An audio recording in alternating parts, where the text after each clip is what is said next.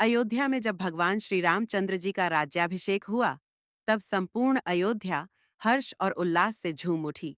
14 वर्षों के वनवास के पश्चात श्री राम, लक्ष्मण, भरत और शत्रुघ्न का आगमन हुआ और महाराज दशरथ का वंश पुनः गद्दी पर प्रतिष्ठित हुआ। माता सीता भी राम के साथ अयोध्या लौटीं। राम राज्य की स्थापना हुई। यह ऐसा राज्य था जिसमें कोई दुखी नहीं था, किसी पर अन्याय नहीं था, न अपराध, न ही किसी का शोषण। सभी प्रजा राम के न्याय और मर्यादा से अत्यधिक प्रसन्न थी। किंतु समय के साथ कुछ व्यंग्य और आलोचना भी उठने लगी। कुछ लोग यह कहने लगे कि राजा राम ने तो रावण के घर से आई हुई स्त्री को अपनी रानी बना लिया। क्या यह उचित है? राम मर्यादा पुरुषोत्तम थे। उनके लिए प्रजा की बात सर्वोपरि थी। वे जानते थे कि सीता पवित्र है। उन्होंने अग्नि परीक्षा दी थी, परंतु राज्य के आदर्श हेतु उन्होंने सीता का त्याग करने का निर्णय लिया। एक दिन लक्ष्मण को आदेश मिला कि वे गर्भवती सीता को वन में छोड़ आए। लक्ष्मण का हृदय व्यथित हो उठा। वे जानते थे कि सीता निर्दोष हैं, परंतु राजाज्ञा का पालन करना उनका धर्म था। जब सीता को यह ज्ञात हुआ कि उनका त्याग किया जा रहा है, तो उन्होंने राम के निर्णय को करुणा के साथ स्वीकार किया।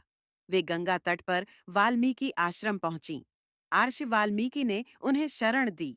यहीं पर सीता ने 2 दिव्य पुत्रों को जन्म दिया, लव और कुश। अध्याय 2। लव कुश का जन्म और शिक्षा। आर्षि वाल्मीकि ने सीता और उनके पुत्रों की रक्षा का वचन दिया। उन्होंने स्वयं दोनों बालकों के नामकरण किए। बड़े का नाम रखा लव और छोटे का कुश।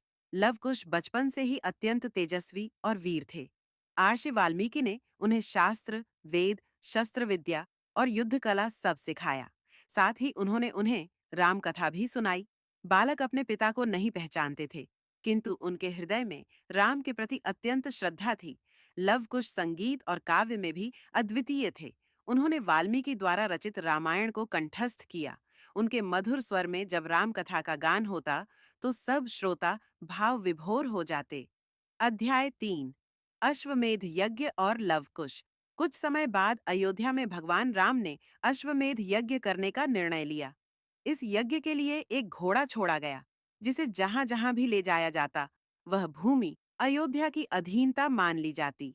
ये घोड़ा घूमते घूमते वाल्मीकि आश्रम के निकट पहुंचा।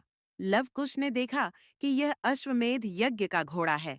उन्होंने धर्म और नीति का विचार कर उसे बांध लिया। जब अयोध्या के सैनिक आए, तो लवकुश ने उन्हें परास्त कर दिया।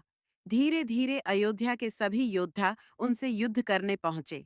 पहले शत्रुघ्न, फिर भरत और अंत में लक्ष्मण तक उनसे हार गए। अंततः स्वयं राम को युद्धभूमि में आना पड़ा। राम ने जब दोनों बालकों का पराक्रम देखा, तो वे चकित हो उठे। उन्हें ध्यात नहीं था कि ये उनके ही पुत्र हैं। अध्याय 4। पिता पुत्र का मिलन। युद्ध के बीच आर्षि वाल्मीकि आए और उन्होंने सबको सत्य बताया। उन्होंने कहा, हे राम, ये दोनों बालक आपके ही पुत्र हैं। सीता ने इन्हें जन्म दिया है। मैंने इनका पालन पोषण किया है। राम का हृदय पिघल गया। उन्होंने लवकुश को गले से लगा लिया। सीता भी उपस्थित हुईं, परंतु सीता ने समाज और प्रजा के आरोपों से व्यथित होकर पृथ्वी माता से प्रार्थना की, यदि मैं सदा पवित्र रही हूं, तो हे पृथ्वी माता, मुझे अपनी गोद में समा लो। तुरंत ही भूमि फट गई और सीता उसमें समा गईं। राम असहाय होकर देखते रह गए। उन्होंने लव कुश को गले लगाया और उन्हें अयोध्या ले आए।